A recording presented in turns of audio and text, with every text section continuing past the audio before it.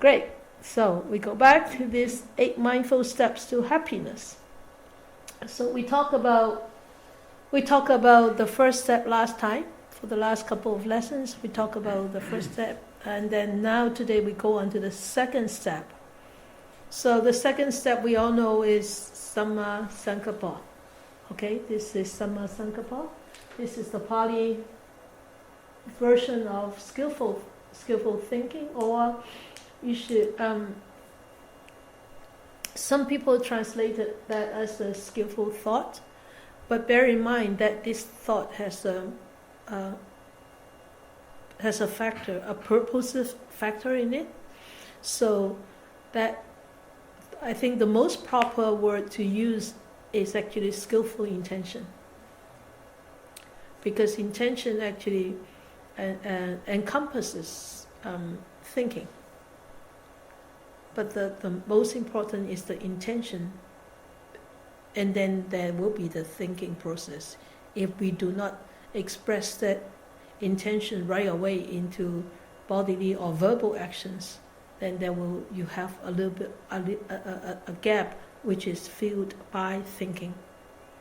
Okay, so remember the right view is Samma Ditti. It represents the cognitive side of our mental activity, whereas Samma Sankappa actually represents the purposive aspect of our mental activity. So these two are actually inseparable, but a lot of teachers actually separate them, and I think it's okay to separate them, and I think it's useful to separate them too, but don't try to really separate them. Okay, and when you start to sort of put the Eight Noble Path into your skillful living, then these two actually come hand in hand. They should be, it should be coming hand in hand. So because they interact with each other, and with skillful thinking, then you have to have skillful view in it. And with skillful view, in order to view skillfully, you have to have skillful thinking behind it. So each one of it is in the other's place. Skillful thinking would be inside skillful view, and where skillful view would have a place in the skillful thinking. So it's really very difficult to separate them. Okay, it's just like a two sides to your palm, to your hand. You cannot separate them, but yet they are different, right? It's quite different for the palms and the top of the hand. So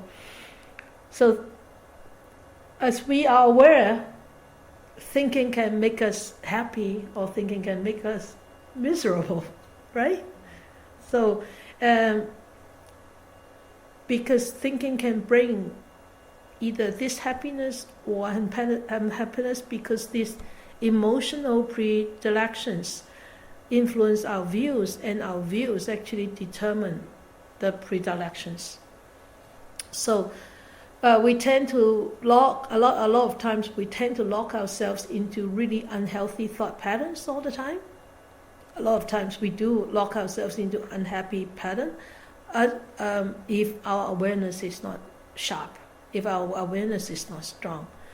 So that will keep us going round and around in these cycles of miseries that we call samsara. So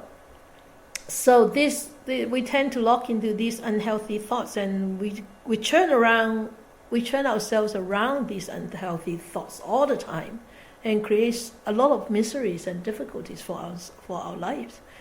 So this step actually offers us. I forgot to. This step actually offers us to come out of our old habits, and allow us to actually find an exit out of the old habits. It also helps us to redirect our thoughts in a very beneficial way. So there are actually the two goals. But in order to reach these goals, we need to make sure that we need to couple this right skillful thinking with the right view, and to be mindful, continuously mindful about this view, and continuously mindful about this intention or thinking. Okay? Without that mindfulness, there's no way that you can keep yourself on track. No way. Okay? So it's just like if you're blindfolded, how can you walk a straight line? So without mindfulness, that means you're blind, somehow blind, or half blind, or losing, 3/4 blind. So you cannot walk on a straight path, and you cannot walk on the path that you would like to walk on if you are blindfolded, if your vision is not good. Okay? So without mindfulness, that means we are actually losing our vision, losing our sight. All right? So that's actually a very important thing to bear in mind, and also to be constantly reflecting upon yourself. Am I mindful in this aspect? Am I mindful? Okay. A lot of times when we are not mindful, we do really lose track. Okay. So this actually, if it's coupled with right view, it helps us to redirect our thoughts in positive and helpful directions. So if we begin to understand things correctly and rightly through mindfulness of these key points of the first step, remember the last first step, our mind will naturally flows into the skillful intention. We don't have to force it. It comes spontaneously and it comes naturally. Okay? So remember, this skillful thinking here refers both to thoughts as well as to intentions. It's not just thinking on its own or just intention on its own. It has two parts, thoughts and intentions. So skillful thinking, why do I have to go into these details? Because in these details you know where to put your mind in, how to be mindful. Okay, so the Buddha said there are actually threefold to this skillful thinking, and each of these actually counteract the other one. So the first one, he said, is the intention of renunciation, and then the second one he said is the intention of goodwill. We didn't talk about this when we talk about the Eightfold Path. And the third one is the intention of harmlessness. And you can see these three intentions are intentions of positivity. They are not intentions, they are not negative intentions. These are actually positive intentions. But a lot of times we don't have these kind of positive intentions. A lot of times we actually have a lot of negative intentions. So what are these negative intentions? So the intention governed by desire, okay, and the intention governed by ill will, and of course the opposite of the intention of harmlessness, there is this intention governed by harmfulness. So you can see these three are completely opposite to these three. And that means these three could neutralize these three if any one of these arises. So the intention of renunciation can actually displace the intention of desire. And the intention of goodwill can displace the intention of ill will. And similarly, the intention of harmlessness can displace the intention of harmfulness. And why did the Buddha teach this? Because he said one thought, if it arises, if you have another thought arising, you can easily displace the previous thought. But if you do not have that wholesome thought arising, when this unwholesome thought arises, then you cannot displace that. then that next moment, then that unwholesome thought started to multiply. Okay, so that's why it needs a lot of mindfulness in order to really know that you have an unwholesome thought that has arisen. But a lot of times we don't, and that's where all the miseries come from, right? So, and you see that intention governed by desire. This is the tricky one is where does that desire rooted? Where? Or what? If you want to say what. What is the root of this desire? Craving, right? Greed. Yeah. It roots in that deep roots. And also this ill will is rooted in the aversion, right? This craving and ill will, they are so deeply rooted. It's very, very difficult for them to yield. They don't yield very easily. They don't come up to the surface very easily. And when they don't come up to the surface, it's very difficult to tackle them. Okay? And even though that they come up to the surface, because they are so strong, and with a very weak mind, it's even more difficult to tackle them. Okay? And you can see from today's world, people holding their cell phones and they're constantly playing games or constantly texting, constantly. And I mean, you go to the mall, and you go to a food court with a couple sitting there. They should be dating and talking and exchanging conversation. No, they text, and she texts and he texts. There's no conversations. There's no the distance between human beings become wider and wider, greater and greater. There's no communication at all. And where does that come from? It comes from a very deep-rooted craving. Constantly keeping one's busy. Constantly keeping all these senses busy because of this craving, this old seed of craving. And this craving is a craving, and the ill will actually are so difficult to tackle. I think we all have experienced that, haven't we?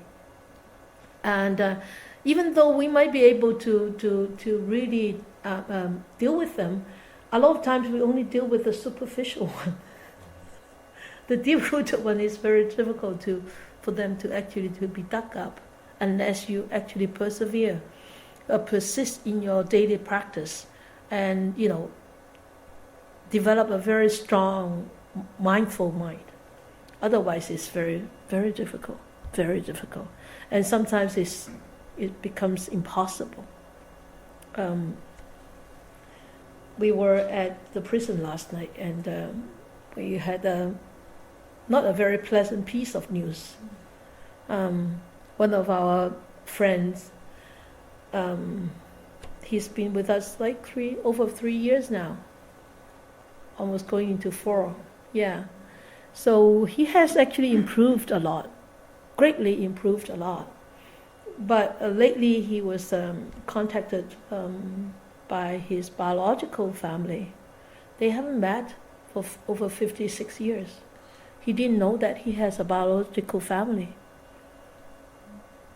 So all of a sudden, it seems that he has a whole bunch of family members. And that really shocked him. Ever since January, right? December. Yeah, before January. So I kept, when I was in Hong Kong, I wrote letters to him. So, explaining to him why this happens and how can he deal with this and everything. So he sort of started to get settled down. But I think this insecurity actually became it really shocked him, really. So he sort of being thrown back into the ocean again. So he was in a lot of emotional distress lately, and whenever I went in, I had time to talk with him, and he seemed to be better. Then next week, he was like constantly in that cycle. So I missed seeing him last week. I was supposed to go, I didn't go. And last night, one of his fellow inmates told us that he's not going to be there for quite some time. I said, what happened? He said, well, he's got shipped out. I said, where to? He said, don't know, maybe Masqui. So it's a punishment. He must have done something. He used to have a lot of anger, and he was the one who actually said, 3 deep breaths, and I walk away in 1.5 breaths. But I guess he didn't do it this time. So when such a strong, deep-rooted anger comes up, if that mind is not grounded, it's not sharp enough, it's very, very difficult to contain yourself. And so you can easily express that. But what can we do? We have done our best.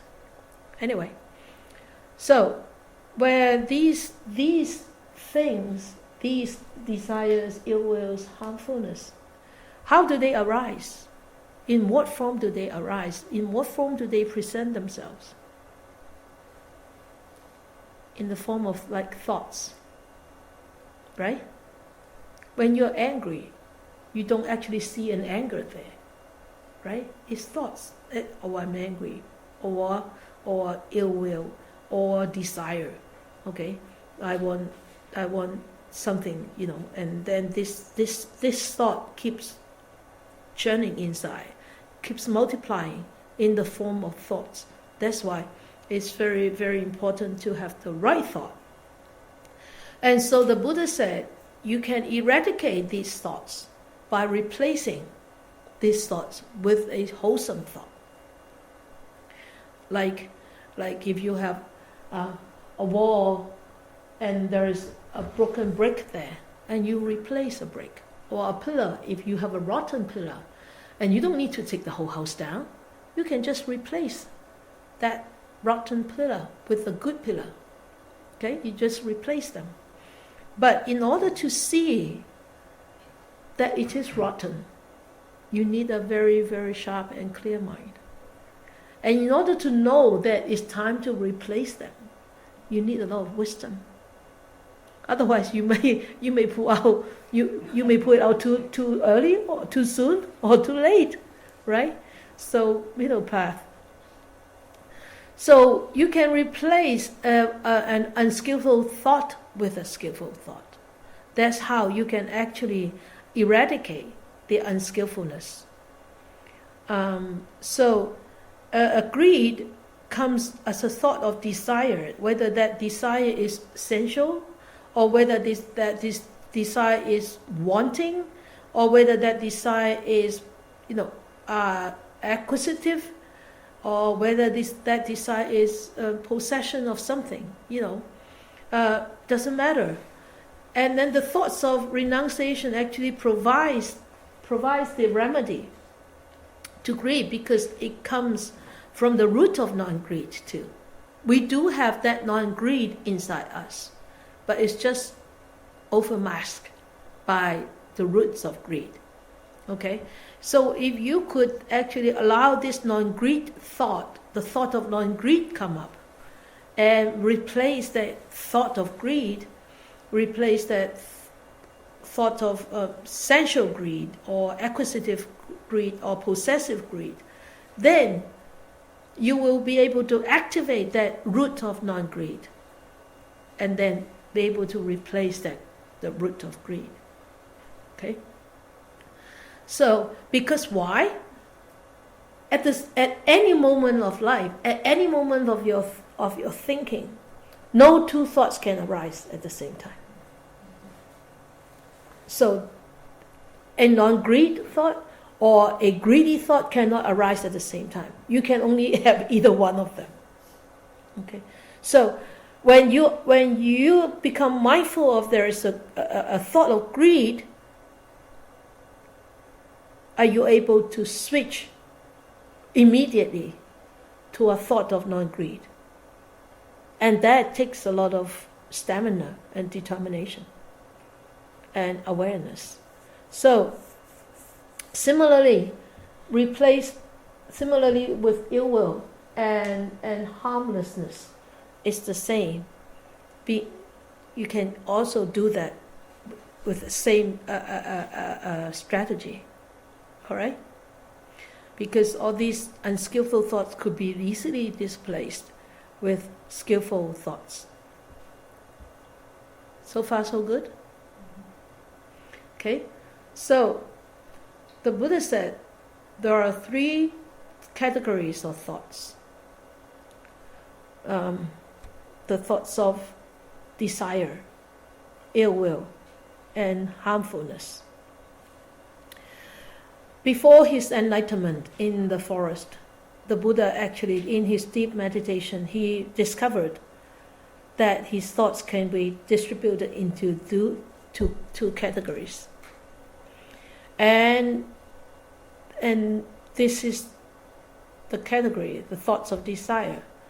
But on the other hand, is the thoughts of renunciation, goodwill, and harmlessness. As I said just now, these 2 thoughts cannot exist at the same time. Okay? And with the thoughts of the first category arises, it leads to harm for oneself and also for others. And it obstructs our inner wisdom. The wisdom doesn't come from outside. Wisdom doesn't come from having a PhD degree. No, those are knowledges. Those are not wisdom. Wisdom is this inner purity, inner knowledge, you can also call, and that actually is the wisdom and compassion. Okay, so this we call Buddhahood, or you can call them bodhicitta. Bodhicitta. Bodhicitta. Bodhicitta. That means a mind filled with Buddha nature. Okay, bodhicitta. So actually, when all these unwholesome thoughts arise, they will lead to harm, not just for us and for others. We can see that, right? If we have a very strong sensual desire arises. I just watched the news before I came for this Dhamma sharing. If one has a very strong sensual desire, for lust, for example, come up, they will easily express them, either physically or verbally abusive. You can abuse, verbally. Even you have that desire of lust, you can even abuse verbally. And just watch that news. There is this school in Los Angeles. They caught 7 out of 14, 12 kids who are between 14 years old to 17 years old of sexually abusing 2 female students in school for 1 year. And you can see, why does it happen? Why does it happen? Because this desire arises, and these kids don't have this mindfulness. They don't have this right thought in them. They don't think it's improper to express their intentions into actions like this. And so these express into actions and cause harm to others first, and now they got caught, so they cause harm to themselves. And once they got caught, of course they have a lot of negativity. They may have fear, they may have anger, They may have a guilt feeling, shame, whatever that comes with that. That will be all this dust on this mirror, right? That means it's obstructing the inner wisdom to arise with all this dust. So that means we go back to that cycles of miseries again. How can we liberate ourselves if we have constantly putting all this dust back into the mirror? How can we see ourselves clearly in the mirror? How can we allow this inner wisdom to arise, to unveil, to be unveiled? So that's a very, very serious issue. Okay, so in order to live happily, we need to actually watch ourselves. Okay, so as you can see, the thoughts of the second kind, this one, is very, very beneficial. It leads to growth of wisdom, and also it helps us to attain liberation. And as the Buddha said in the Dhammapada, we constantly go back to these few verses of Dhammapada. He said, if you perform skillful actions right now, right here, happiness is with you already, right now, right here. If you perform unskillful actions right now, right here, it will experience unhappiness right now, and you will experience unhappiness in the world to come, in all the worlds to come. That means the future worlds. Okay? Tomorrow is the future. Next year is already a future. Next life is also a future. So right now, right here, you experience unhappiness. Then in the future, you experience unhappiness. It's up to us to choose. It's up to us to choose. Nobody can force us to do anything. So seeing from here, we all know that this thought is actually the forerunner, or the intention is the forerunner of actions, directing all the bodily and all the verbal actions, and also mental actions, and stirring them into being expressed into actions, and using them as a way to express themselves. So when wrong view prevails, the outcome is wrong intention. And with wrong intention in place, wrong actions will come. So it's all a chain reaction. It's a chain of actions, what do you call the first car of the train? The engine. Yeah. So if the engine of the train is wrong, is not working properly, then the whole train would be, it can move the whole train. Or if the engine is derailed, then the whole train will be derailed. Or at least the few cars that actually connected to the engine will be derailed. Okay, so it's actually very, very, very crucial. These two are the pilots. These two, the right view and the right intentions, are the engines. Without either one of them, it doesn't work. Okay, so if we recognize the law of karma, we know whatever that I do, I will reap the results.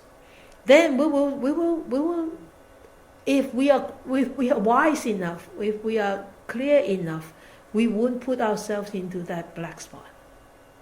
Okay? So when we put this right view and the right intention together, this will counteract all these unwholesome roots. And it will also remove the delusion. That is actually the primary cognitive defilement. So each flickering moment of correct understanding could contribute to the eventual eradication of delusion. So don't underestimate any flickering moment of life. Every moment is so precious. Every moment of life is so precious, because any moment is the moment that you can actually have either the unskillful thoughts, unskillful view, or you have the skillful thoughts or the skillful view. Okay? So the other two roots, the craving and the ill will, as I said just now, are the emotional defilements. So the Buddha said we better strengthen the second kind of thoughts. We better strengthen these kind of thoughts in order to be able to displace these kind of thoughts. Okay? So it's a very serious matter. This right intention is a very serious matter, and the skillfulness and the mindfulness to this intention is also a doubly serious matter, because without the mindfulness you won't be able to have the right intention. Okay, so he said the intention of renunciation. Now we can see the way the world is completely filled with desires, seeking happiness, pursuing objects, in which we think we imagine that they will bring happiness, they will bring fulfillments. But those happiness and fulfillments are sort of like very transitory, right? They are not permanent. Whether it is wealth, whether it is fame, whether it is status or power or whatever, doesn't matter. They are all just like transitory. It will go, eventually go. So the intention of renunciation is actually the opposite of seeking lust and desire. Okay, but if we start to wanting to renounce, it's going to be difficult. Why? Wouldn't that be itself a craving? No. Why? When you want to renounce something, or when you want to change yourself, did you notice that it can be difficult? Why? Because you're so used to the old habit. Very good, because you're so used to the old habit, and then there will be a very strong inner resistance that, oh no, I don't want to do this, I cannot do this, I don't need to do this. You have all the excuses not to do this, right? And as we constantly talk about in the last few lectures, was we didn't want to come out of that comfort zone. We are so used to that comfort zone, and coming out of the comfort zone could be very challenging. Okay, so if we want to turn away from greed, it's not easy. So it's not so easy to turn away. If we want to abandon the greed, we need to remove so many obstacles. And one of the obstacles is this inner resistance. Then the mind will tell you, it's okay, go ahead and do it. It's okay just for one more time, or two more times, or three more times. It's okay, nobody knows. It's okay, you are all right. You have done this before. It's okay, they will forgive you. It's okay. You know, all this inner resistance will come because there is an inner voice telling you that it is okay. You have done this before. Or no, it's not okay to go out. It's too risky to go out. It's too challenging out there. You better come back here. All these things that started coming up when you want to change yourself. There are challenges coming all the time. So when you see challenge in life, that means you need to change. It's a lesson for you to learn. It's not a lesson for that challenge to go away.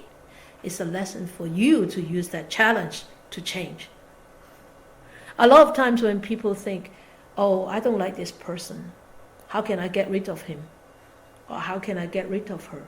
There's no problem with that person. It's your own problem. You see the problem your own problem in them. A wise one would see, oh, that's the reflection of my own mind. A stupid person would see, that is her problem. It's all her, it's all him. If you make me unhappy, it's you make me unhappy. No, it's you yourself make yourself unhappy. And you should be grateful to that person. Oh, you bring me out. Stop pointing at me, please. What did he say? Oh, no. No, I was pointing at the floor. I'm sorry.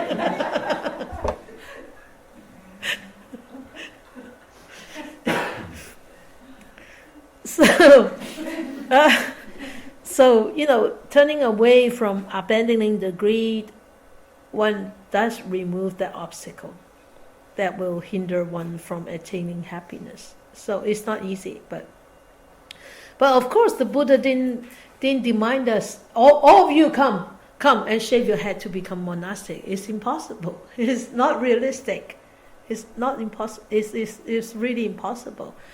And he doesn't ask people to leave the household life or discard all enjoyments. You need to be really sulky and very serious all the time. You cannot laugh, you cannot enjoy life. No.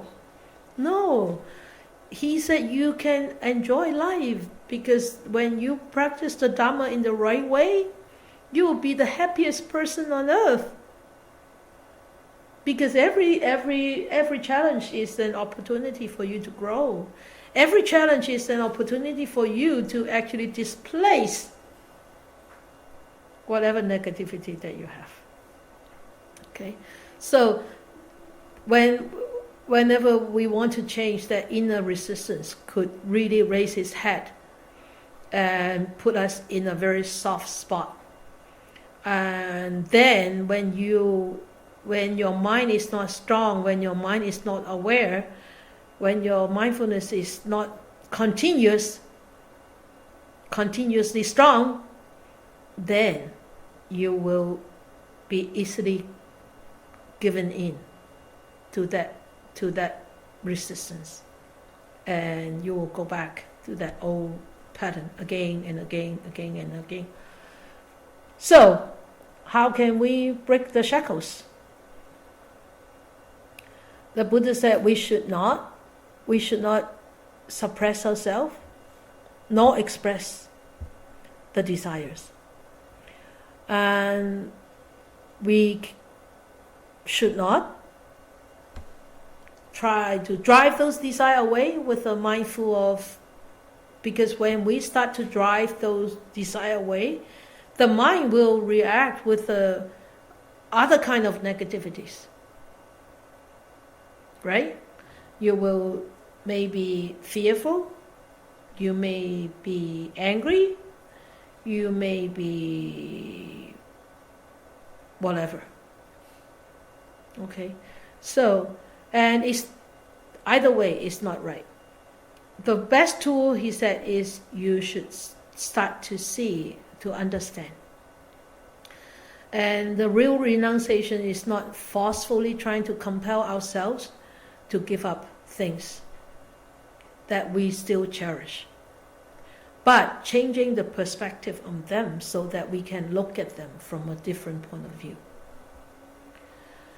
When we understand this nature of desire, we'll be able to actually investigate it closely from all directions, and we'll be able to understand it from all directions.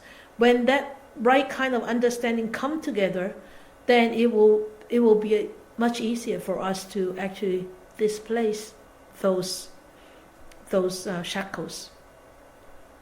So really, that the most important thing is the right kind of understanding, and with the right kind of understanding, with a wise consideration, we'll be able to actually influence ourselves to steer ourselves back onto the right track.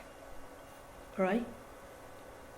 So he said we should see everything, all these shackles, as dukkha. Because once we start to see them as dukkha, we don't want to be unhappy all the time, right? Nobody wants to be unhappy all the time, right? Though sometimes we sulk, but deep down we don't want to be unhappy. We want to be happy, but it's just these old habits come up. So he said you really need to understand this cycle of desire before you can actually start to really deeply understand. Oh, the color looks the same. Anyway, okay, never mind. Okay, when this cycle of desire, so desire, this is supposed to be red. Okay, this desire, we have a desire that arises, springs up. So when that desire comes up, I don't know how to make this a PowerPoint like appears, one by one, so you can see the whole cycle here already. But let us look at this cycle here. This desire springs up. That means in the deeper part of your mind, there is a sense of lacking or a sense of wanting. Right? Get it? Okay? So that's why you have a desire. That's why you have this desire. If I don't have this, for example, when people's like the squirrels, they have eaten a ton of hazelnut. But why do they still go and collect hazelnut and bury them? Why? Because there is this desire, this sense of fear that they don't have enough food in the winter. So they keep burying them, but they don't know where they bury them. Do they ever find out where they bury them? All through your garden. Yeah. You'll see empty shells. Yeah. In the spring. They know where they're buried? Mm-hmm. But why in the spring we have hazelnut trees here and there? They've gone there in the winter, and they've gone like that. They buried them by that rose bush over there, and the next thing you know, you see all these empty shells all around the rose bush. Yeah, but sometimes we see all these little plants coming out. Hazelnuts plants, walnut plants coming out. Mm-hmm. That means they forgot. They've left enough there. Yeah, they forgot, right? So why do they bury? Because they are afraid that they would not have enough food throughout the winter. The stellar jays do too. Yeah. They bury sunflower seeds. Strong fear. Mm-hmm. No, you have two types of squirrels. The normal squirrel is the one that just digs. It's embedded into the brain. They just dig and dig, and they actually forget. They actually forget. They actually forget. So that's why the trees will go here and there. So they get lucky sometimes. The second type of the squirrels are the one that meditates, and they just look at the other ones and then and they're the one that digs here. Okay. Yeah, very much so. I thought there were really two kinds of squirrels. The mindful squirrels, huh? Yeah. Yeah. We all need to be very mindful. So in order to this sense of lacking and this pain of wanting, in order to end this pain or end this fear, we need to fulfill the desire. Right? Example, there is this hunger. Oh, I'm hungry. And this desire to come up wanting food. Otherwise, this pain of hunger persists. So before you have the food, you will still want food. You will still want food. So that's when people getting, obese, really obese. Why? Because they're constantly wanting food. Otherwise, they will have this pain of hunger in them. Right? Logical, sensible, right? So this desire. Because of this desire, because it's a sense of lacking, a pain of wanting. And then in order to fulfill the desire, we go and do things. We go and do things. All right? So, does it mean that we're going to sit here being very, very dumb and limp, not doing anything? No. There are skillful desire. Wanting to help people, wanting to offer service, or wanting to improve oneself. That's also a desire. That's a skillful desire. But a skillful desire doesn't have this sense of lacking and the pain of wanting there. Okay? So it's completely opposite. Right? Yeah? So every time every time I look at these things, I saw the Buddha was so wise. Nobody can beat him. Nobody. He's so wise. Jeez. So we when we want to fulfill this desire, we start to drive ourselves nuts. Going to do all sorts of things to fulfill. But when these being fulfilled, then there comes another state of mind is when they're not fulfilled, then we become frustrated, disappointed, or even despair. But when they are being fulfilled, then there comes another aspect is we want to secure that position. And we want to safeguard my territory. So the squirrel wanted to protect all the nuts.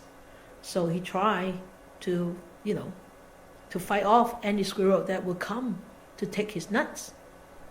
Right? And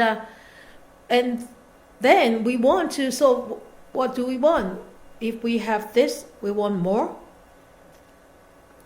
And we want to gain more, or we want to rise higher, or we want to establish tighter controls, whatever.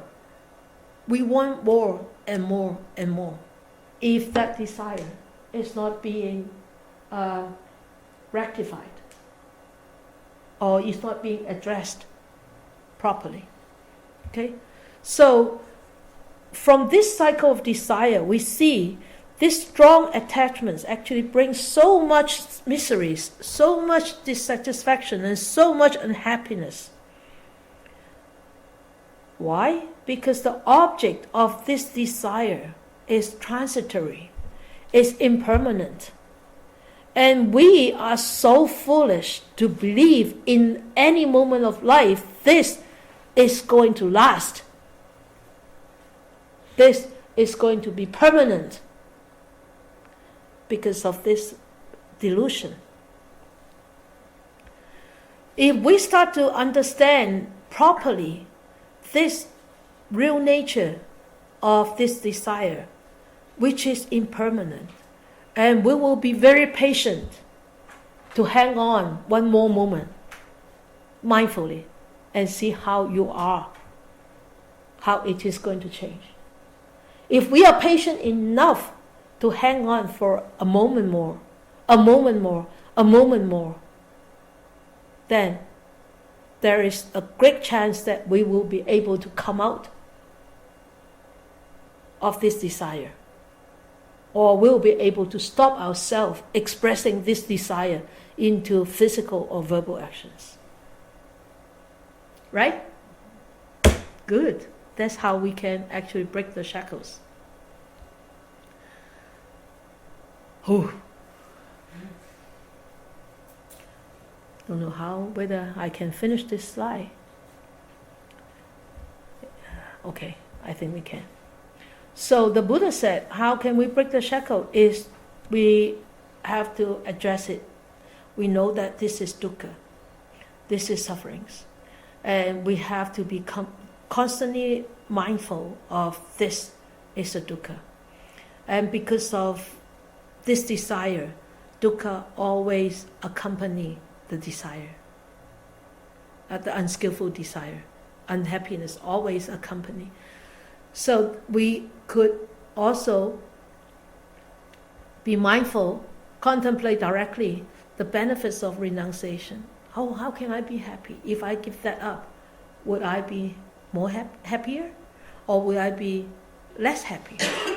Okay, so if we start to learn how to give up a little bit, we will start to see, really, we become lighter. Mentally, physically, we become lighter. And we know, by renouncing, I actually become lighter. And I'm mindful of that, and that happiness, that ease, is actually the result of giving up, the result of renouncing. So, and this renunciation is actually helping us to transit from a very gross, very rough, entangling pleasures to a very exalted happiness, a very blissful happiness.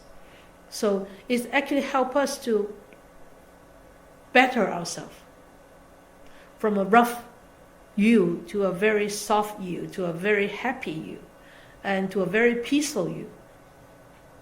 Isn't that worthwhile? It is very worthwhile. So, and it's also, he said, when you start to contemplate this dukkha, we know this actually has its effect is because it starts to purify our verbal and physical actions. Remember the threefold training, right? The sila, the morality, that means it purifies our conduct. So when we start to actually contemplate more on the benefits of renunciation and really start to remove the dukkha that accompanies the desire, actually we are actually helping ourselves. The first thing is our conduct, our behavior will become pure and pure, more pure. And also our concentration will become enhanced. And eventually when these two steps walking hand in hand, it nourishes the seed of the wisdom that lies deep in us, all of us. And eventually we will be able to come out of our own miseries and liberate ourselves from this fear and sorrow that arise from desire. Okay? So, that's what the Buddha said. So, if we have persistent practice, the results will come naturally and spontaneously. But if you don't practice continuously, if you do not develop this mindfulness continuously, it's just like drops of water in the ocean, doesn't make a difference. Or it's just like in the dry summer, if you turn on the tap full blast, you used up all the water right away. But if you use drop by drop, little by little, then you have water last for a long, long time. So, I all the time I constantly remind you guys is the daily practice is very important. Because anytime things can happen. And you can be caught just like that. And if you do not have awareness, if you do not have mindfulness, like the friend that from the prison, if you are not mindful just at that moment, you will be caught by your own desire. You'll be caught by your own shortcomings, and nobody can help you. Nobody. So don't have that wishful thinking in your mind. It will work out accordingly. That's very scary. And that's very risky also. Okay. So through repeated contemplations, through repeated development, through repeated cultivation of mindfulness, one thought will knock off the other one. The skillful thought will knock off the unskillful thought. But if you do not have this mindfulness, the unskillful thought will knock off the skillful thought, and it replaces the skillful thought, and that's where trouble starts to come. Okay.